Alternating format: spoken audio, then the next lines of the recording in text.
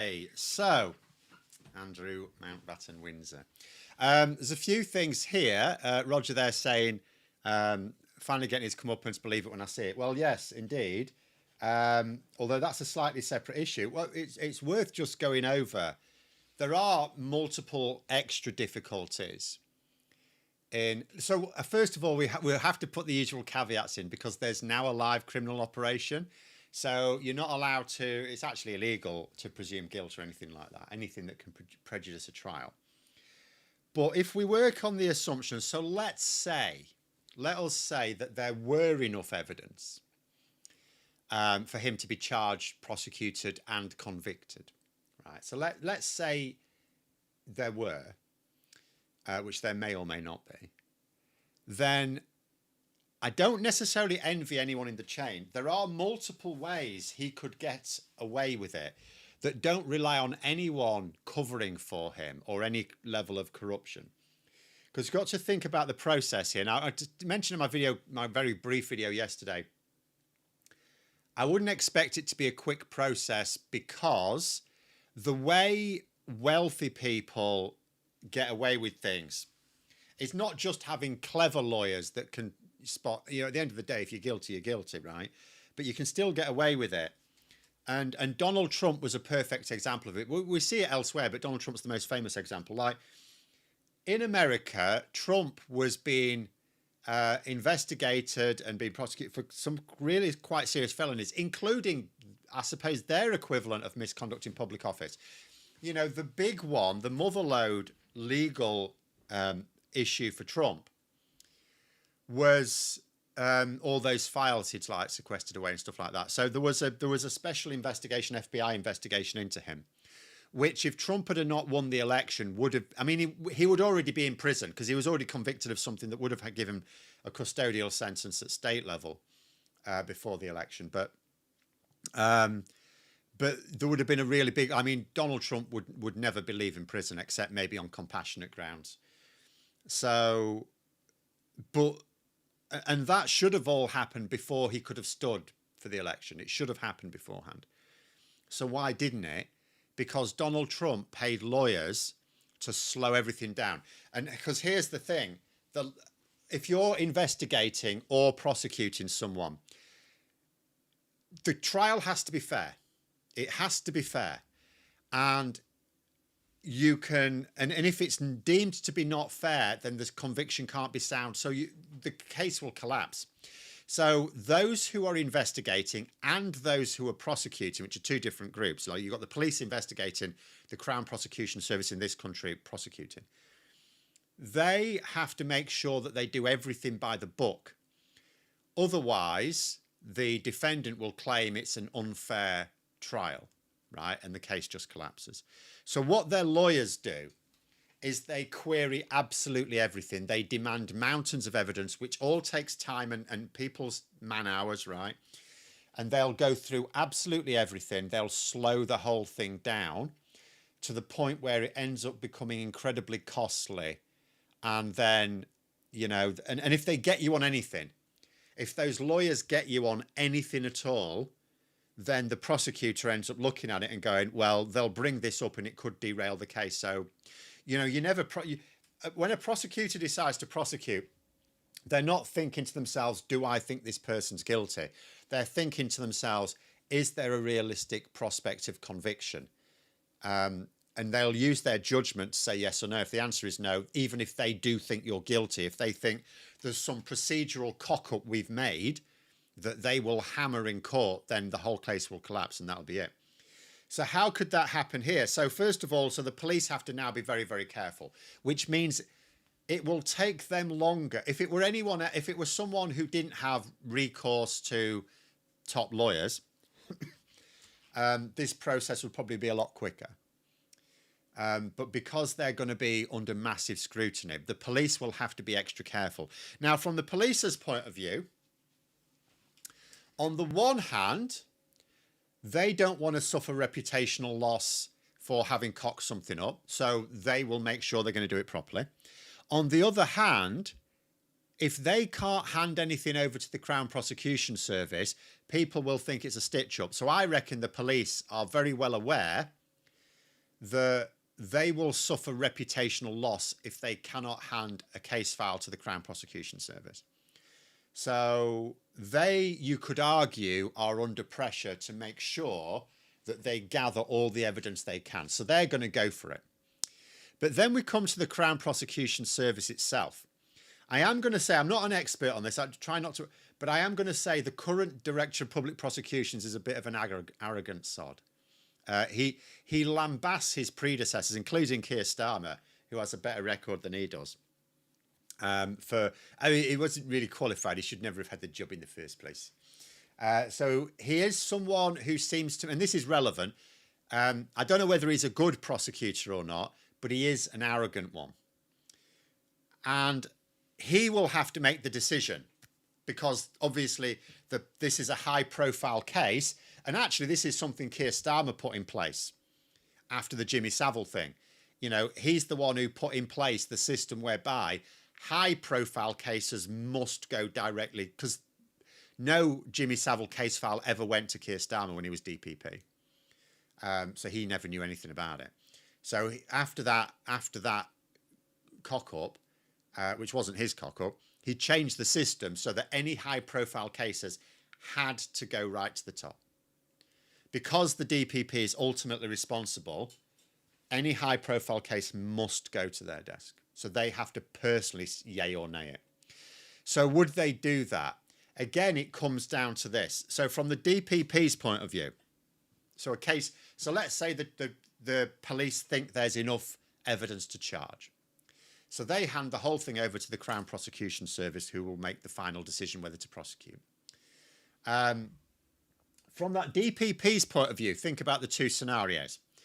So they will also be under the same pressure as the police, in that if that person decides that there isn't enough evidence to prosecute, particularly after the police have said we think there is, that will look like they're covering for someone who's like important in public, or has been important in public life, like someone who's privileged, had a privileged upbringing, the most privileged upbringing you can imagine almost. So there will be pressure on them not to look like they're covering for Andrew. But on the other hand, if they prosecute and they don't secure a conviction, that would also be messy for them, because then they will look like they've prosecuted. It will be a very high profile case where they will have failed. It'll be a very high profile case where they will have to take the personal lead.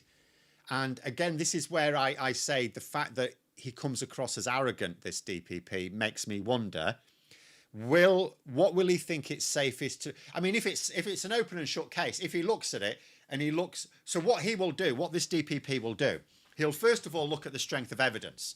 If the evidence is overwhelming, then of course you'd look ridiculous if you didn't charge. But then he'll also check to make sure that Andrew Windsor's lawyers won't be able to come up with like procedural errors that impact the fairness of the trial. So that'll be a huge thing. The trial itself, if a trial takes place, that will be completely fair. There'll be nothing dodgy about that. That will be fine. The key point is the police will have to just take very, very great care to make sure that they do not let Andrew's lawyers pick fault, because that will just collapse the whole trial. And then when they've passed on a case file to the DPP, assuming they do, the DPP will then have to think about this is a person, because this is a person who thinks about their reputation. They are quite arrogant, and they'll think to themselves, which is more damaging? Unless it's open, again, if they're satisfied it's an open and shut, there's loads of bags of evidence and the police have done a spot on job, you couldn't criticise it, then of course the case will go forward. But if they think either the evidence isn't strong enough to guarantee, even if they think it's 95%, they will worry about the 5% chance of acquittal and think that'll then come back on them, because they will then have subjected a royal, even though he's in theory a commoner, he's still royal. They will have subjected a royal to a criminal trial from which they were acquitted. So it is high stakes for a lot of people before it ever gets to a court case. Really high stakes. I say, Lordy, that photo of him trying to lie low in the back of that car was scary. It was actually. Let me find. Hold on. See if I can find it. It was very. I don't know why he did it. Like, it's not like he hid himself. Don't they usually put a blanket over him or something? Isn't that the usual procedure? Couldn't even get that right. Let me just find it, because it was a really freakish photo, and I have no idea why he thought it was a good idea to be photographed looking like this. Where is it? Let's have a look.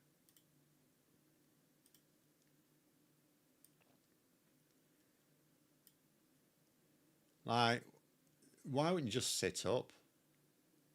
As I say, the usual procedure is have a coat or a blanket over your head if you want to hide who you are. I mean, that... But yeah, I don't know. I don't know what they were playing at.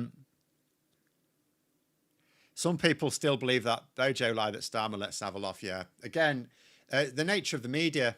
A vehicle with tinted windows. If it was his car, I guess it was his car, yeah. I mean,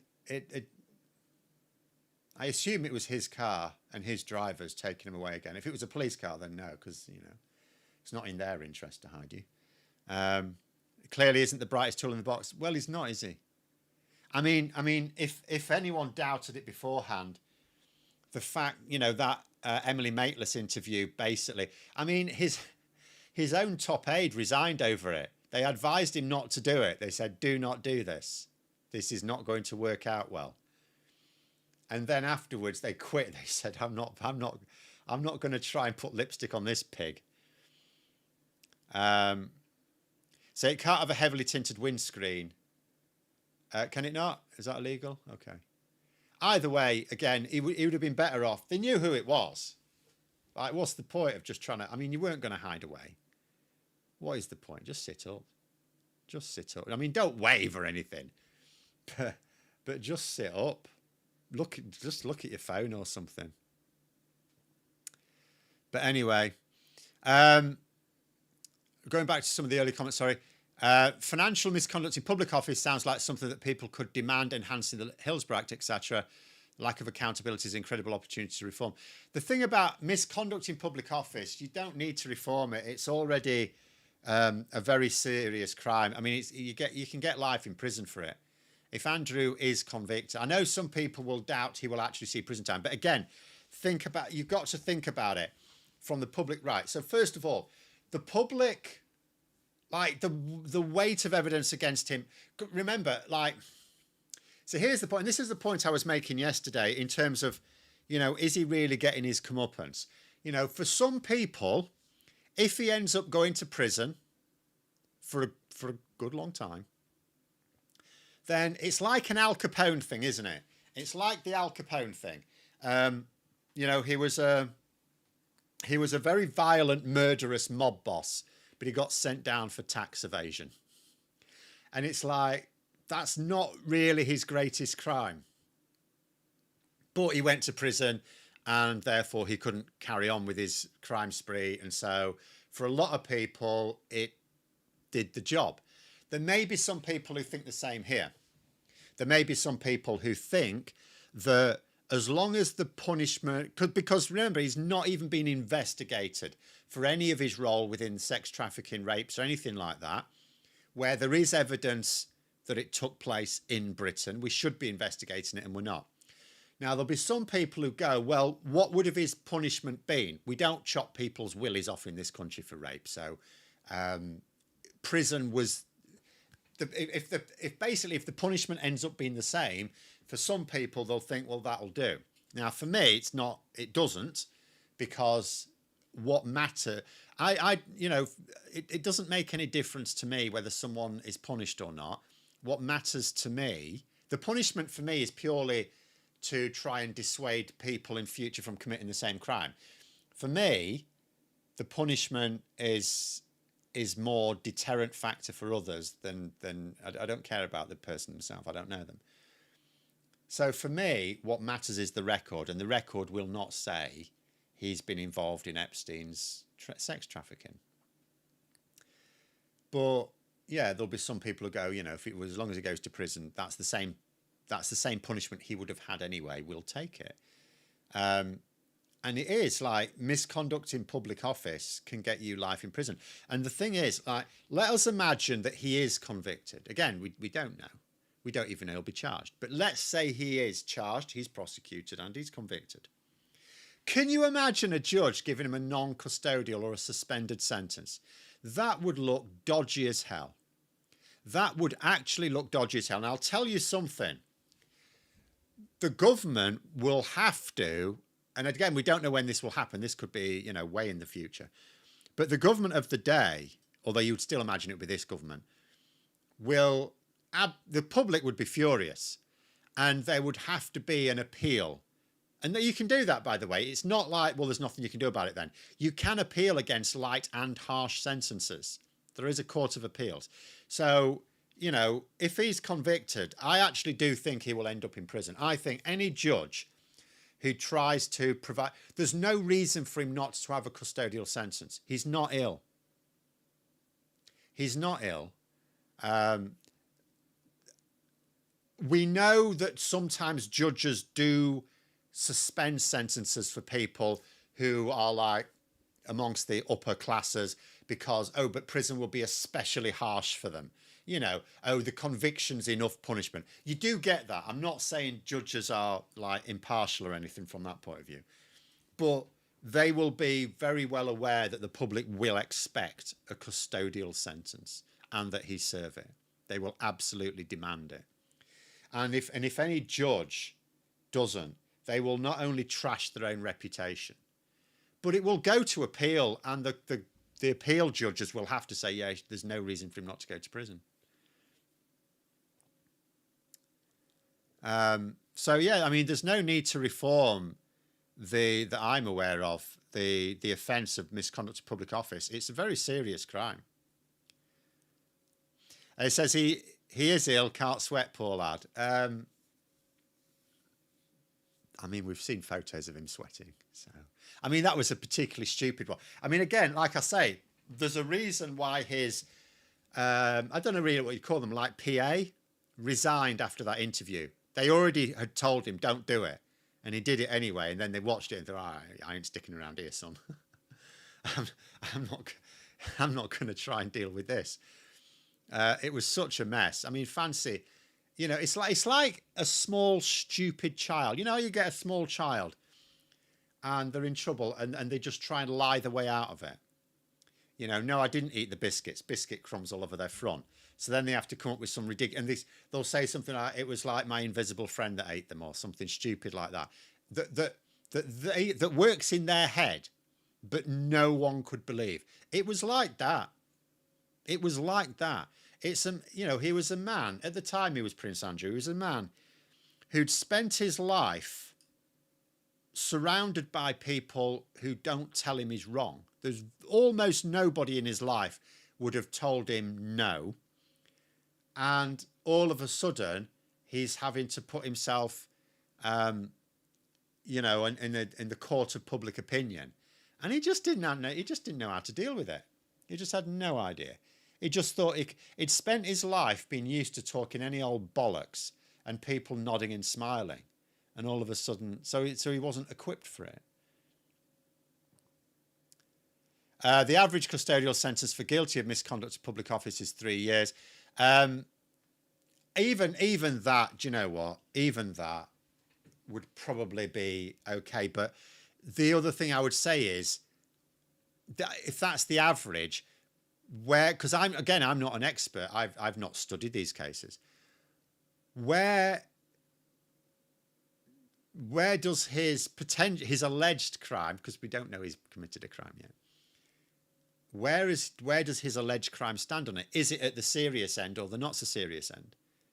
I would suggest that, just like with Peter Mandelson, passing on sensitive information at a time of financial chaos is particularly serious. I think it's considered particularly serious. I've seen a few comments by that. It's not just my opinion. I've seen a few journalists suggesting, and they must refer to experts, or you'd hope they do, that, you know, it's like you pass on state secrets, that's quite serious. If you pass, you know, passing them on at the time of the sort of banking crisis was considered particularly serious. So it would not survive time in prison unless it's essentially a 4-star hotel. So, okay, I mean, let's be clear here. He's not going to be thrown into... he's very likely to be given... He's not going to be thrown in the middle of Wormwood Scrubs, is he? So, but prison is prison. At the end of the day, prison is prison. It won't be house arrest because the public won't wear that. He'll have to be in prison. He'll have to be a number. I am a number, not a free man. Otherwise, the public would be outraged. Absolutely outraged. So he will have to survive in it. But yeah, I mean, there's prison in prison, isn't there? So he's not likely to get the harshest form. Tower of London. Yeah. I suggested that yesterday. Does that mean he has to go to the Tower of London? I'll do. That's fine. That's a prison. It's not really a working prison these days. But, yo, you could stick him there. You could stick him behind the cells, give him his bread and cheese every day and a bowl of water. Tell him one for drinking on, one's for pissing in. And then let the tourists gawk at him all day. He could bring in some money. He could actually bring in a bit of money, couldn't he? To earn his keep. Where's he going to put all his teddy bears in prison? Does he have teddy bears? I didn't know he collected teddy bears. I don't think they let you take those to prison. I'm not sure. I'm not an expert. I don't know if there's anyone here that is. I don't know what keepsakes I assume you're allowed to take some keepsakes into prison. I don't think even a teddy bear may be acceptable. I would strongly advise him, however, if he is to go to prison, he probably shouldn't take any teddy bears with him because that would just make it worse. I think it was the news agents yesterday explained that misconduct in public office is a very high bar, 4 or 5 separate elements, so maybe in need of tightening up legislation. No, on the contrary, it's a high bar because it needs to be. You don't want to end up prosecuting someone because they were a bit silly. The whole point, the whole reason why it's so serious is you have to be absolutely certain that, because sometimes in government, because remember, it captures everyone. I mean, he was a trade envoy, but it's supposed to capture ministers and everyone, right? Senior civil servants. And there are times where, you know, in the public interest, in genuinely the public interest, you try and skirt, you sail a bit close to the wind in a few areas. The idea is that you don't catch people out like that. So no, I don't think it should be made easier because, you know, so it needs to be there to catch those who did it for the reasons of malice or selfishness, who were clearly not doing it. The thing is, though, I would say this, in this particular case, and again, okay, we don't know how this is going to pan out. He might not even be charged. It is a high bar. But being honest, he strikes me as quite reckless. Because, again, he's had this life where he's never had to think. There's a fundamental difference between people like us who've had to grow up where if we messed up, we did face the consequence. You might dodge the odd one. Sometimes you can blag your way out of the odd bit of consequence. But by and large, in our cases, if we mess up badly, we are going to suffer the consequences.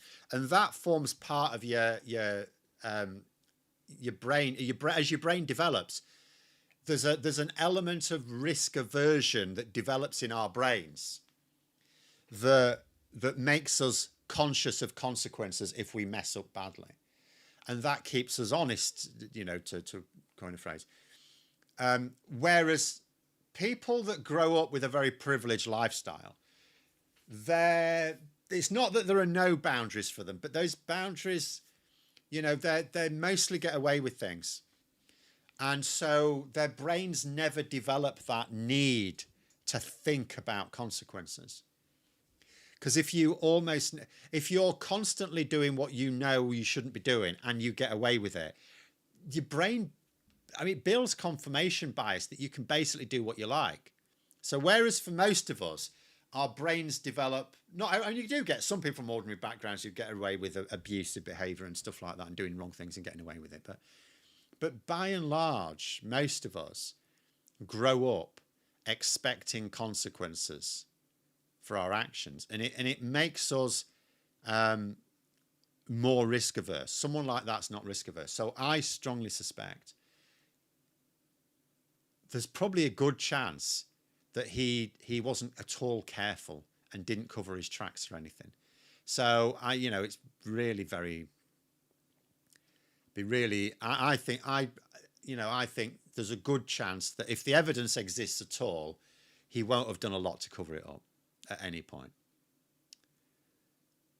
Okay, Gareth say you're saying you're allowed family photos and pictures. Soft toys are banned because you can hide contraband in them. Well, that's a good reason, I suppose.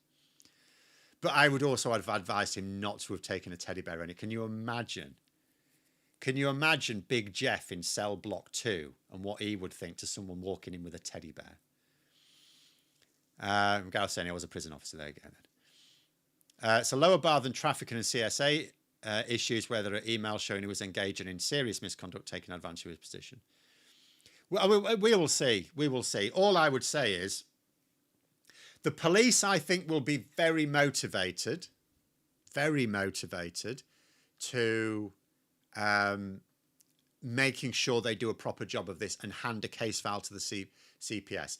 I don't think the police, I'm sure, the police in charge of this operation will be emphasising to their officers that they want to avoid two outcomes. The first outcome is concluding that there isn't enough evidence. They want to make sure if the evidence exists, they're going to find it, because they are, whether it's fair or not, they are going to suffer reputational loss if they conclude there isn't a case to answer.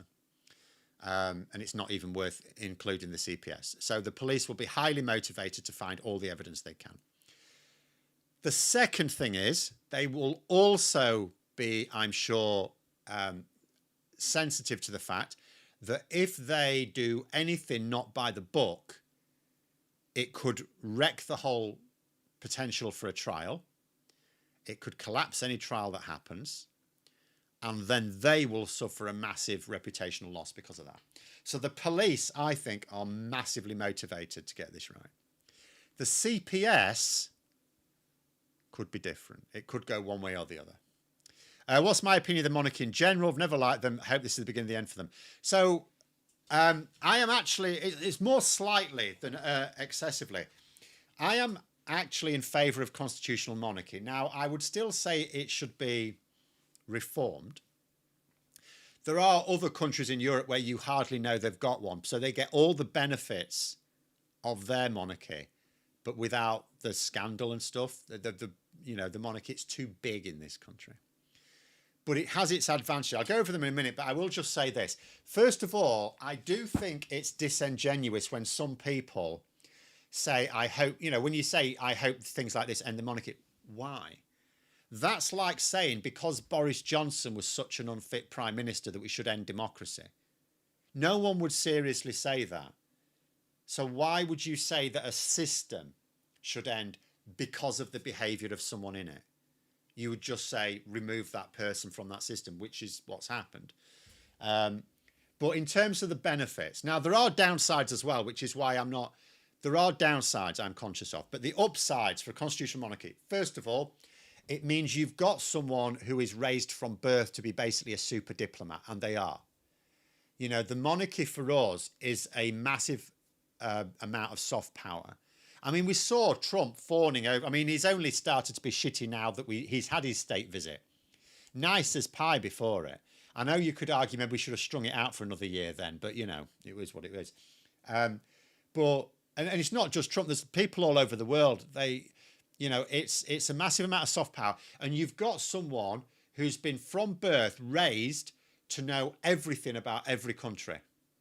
So the monarch can go abroad, or they can receive visitors in this country and talk to them, and they will be able to talk. They will know everything about them and everything about their country and everything about their culture, because they are basically trained from birth to be super diplomats. Now, you are sort of also putting your eggs in one basket in terms of we hope this person's brain is sort of functional. But they don't do the inbreeding like they used to. So there's decent chances of that. But that is a huge benefit. And then you think about the flip side of it. So what's the alternative? So you still need a head of state, right? So the alternative is you have an elected president, like, in Ireland, people think, well, it works in Ireland. Why not here? There's a couple of things. First of all, there's different types of president, and there are some types that wouldn't be as suitable. If you take Poland, for example, Poland's system is not ideal because you create these political blocks. As soon as you have an elected president, then that president can decide to be politically awkward. Remember, it's their job to sign things into law. Well, what if they refuse? The other benefit, by the way, of having a constitutional monarchy, it removes elections completely from politicians. We can see the problem in America. Donald Trump could actually subvert democracy. I don't think is hugely strong in America anyway. The fact that state legislatures are basically in charge of elections is a huge weakness. The fact that politicians who have a massive conflict of interest can actually decide how elections are run. And when it comes to the presidential election, they can even decide what the result is. You can have a state in America that that votes for the Democrats. So the electoral college votes should be for the Democrats. But that state, if it's a Republican state, can just say, well, we're just going to change the result to Republicans. They can do that. They can actually do that. It's absolutely insane. That's not to say there'd be no blowback, but mechanically they can do that. Whereas in this country, nothing to do with elections is in the hands of the government. They can obviously legislate for how elections should be run, but they don't manage the process. Even the general election, right? Imagine a scenario where a government could, where the election. So if this current government, by the way, never calls an election, it will just automatically get triggered July 2029. I mean, the election won't be on that date. It'll be 7 weeks later, but it will be triggered automatically if you have an elected president. Now, in Ireland, all of the elected presidents they've had have been honest, good faith actors. So it has worked in Ireland, but it doesn't work in all countries. All it takes is for Ireland to elect someone like a Boris Johnson type character, which could happen one day, and the whole thing goes under. It's a bit like in America. America's democracy is under threat, not just because of the system had vulnerabilities, but specifically because they elected a president who has no respect for those systems. Other presidents, even when they've been a bit dodgy, has at least respected the basic systems, and Trump hasn't. So if you have an elected president, whereas having a constitutional monarch means you have someone who is motivated not to interfere politically, because as soon as they do, that's the end of the monarchy, right? The reason why Charles has dropped his own brother like a stone, and he has to, is because they are brought up with this like overriding sense of duty to the monarchy, to their, to the country, in the terms that they understand it, to the point where the monarchy is more important. The firm, the family business, so to speak, is more important than any individual member of it. So Andrew, and it's not like it's unfair, because he deserves to be dropped like a stone, but he is being dropped like a stone because he is not more important than the entire monarchy. So there are multiple advantages, but there are disadvantages as well. One big disadvantage is we have this huge problem with deference in this country. It allows us to think that posh so-and-sos like Boris Johnson and Nigel Farage and Jacob Rees-Mogg are all of the people, and where you get, and some of you will have seen this, I've seen this, even working class women who look down their noses at Angela Rayner because she's common. Oh, she can't be Prime Minister, she says secretary. And these are working class people. These are people who are like on really low incomes. I know. And they don't think Angela Rayner would be a good Prime Minister whereas they'd think, if they feel Labour support, they don't think Boris Johnson would, but they'd think someone that Keir Starmer's fine. Oh, he had good education. Well, it's a state education. He had a state education, but he sounds the part. He's a knight, right? He went to university. He's got a posh accent. So you wouldn't know he came from a more ordinary background. And it's this level of snobbery. And you could argue that the monarchy feeds that sense of snobbery, that sort of hierarchy. I mean, the social hierarchy exists in every country, but so that's a drawback. But I just see it, in a world where soft power is really important and we don't have much of it left. It gives us an immense amount of soft power.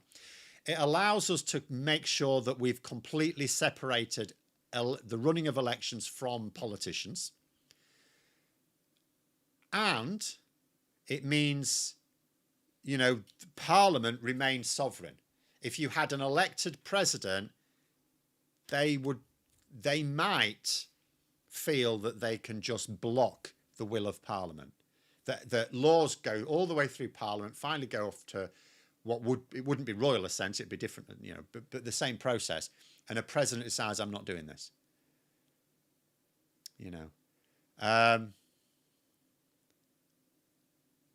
Ireland's elected a tankiest president so far, been diplomatic, but in Ireland, this is what I mean. In Ireland, so far, they've elected people who are good faith actors, but there is absolutely nothing to stop a populist at some point in the future. And the reason it hasn't happened yet is Ireland. Remember, Ireland's constitution is only so old. It's not. It's relatively modern. But there could come a point where a populist not just stands. There have been attempts before, but could win. I mean, you could get a Boris Johnson character, Ireland's equivalent of a Boris Johnson character, wanting to stand specifically on the basis of shaking things up, and they may not respect. I mean, what you will find is every country has certain checks and balances, but ultimately, when it comes to it, they all rely on what we call in this country the good chap theory. The idea that when it comes down to it, anyone elected to high office, they'll all have different ideas about how you do it, but they all ultimately see themselves as acting for the good of the country. That's not always going to be the case. That's not always going to be the case. It appears that Don is going to be boycotted on his State of the Union address. Well, we will see. I'm not sure. Do you mean by Democrat senators? I'm not sure I would boycott it. I would be holding up placards. I'd go and hold up placards. Do you remember that Tory MEP years ago, Nigel Farage was speaking in the European Parliament, and he held up that sign saying he's lying to you? Do that. That's what I would do.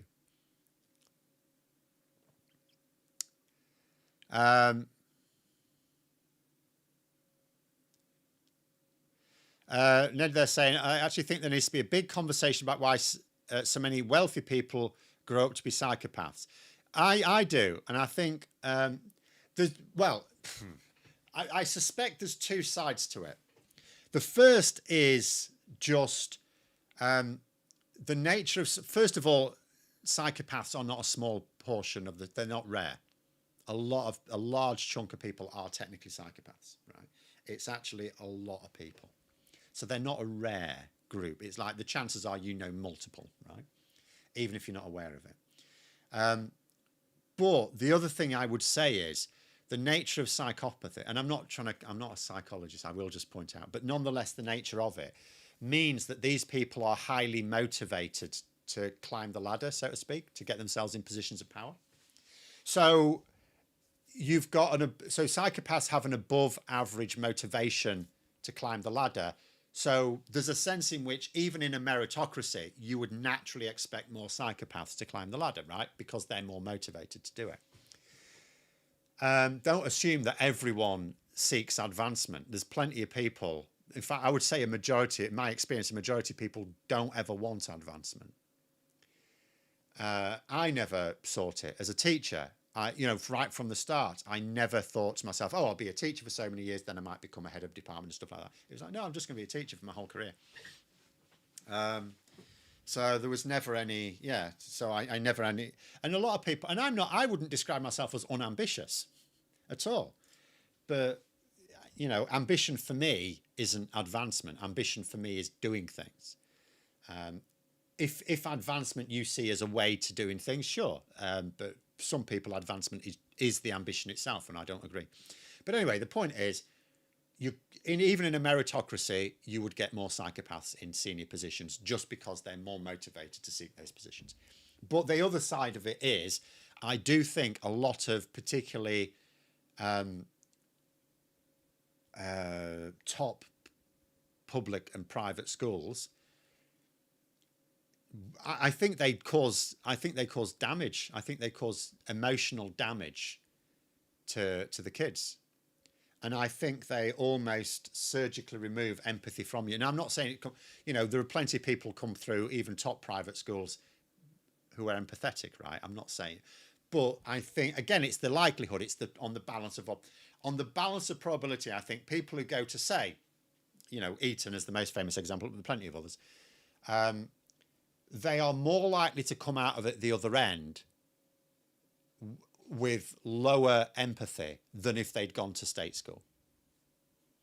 So I do think, Sam's just mentioned Conor McGregor there. Did want to become Irish president. Yeah, I saw that, but I think you need to be nominated by X number of MPs.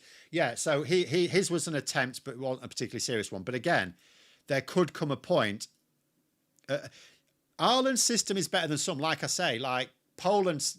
I mean, we can see the mess that Poland's system's causing. In theory, it sounds fine because the Polish president can only block legislation if it's passed by a bare majority. If it's passed by a super majority, they can't block it. A bit like in America, the president, if Congress passes something by a large majority, they can't block it. They can't veto it, but they can veto it by a small majority. And you can see the thinking behind it.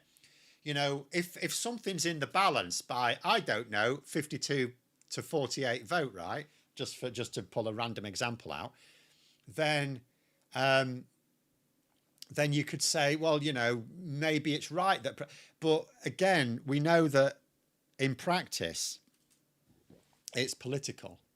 The president will not veto a narrow passed bit of legislation in the public interest. They'll veto it because it conflicts with their own political thoughts. But anyway, there it is. We'll have to leave it there. I don't know if Graham doing a stream today. I assume he is. He hasn't said otherwise. So we'll have to leave it there anyway. But thanks for coming on, everyone. Have a great rest of Friday. And until next time, I will see you later.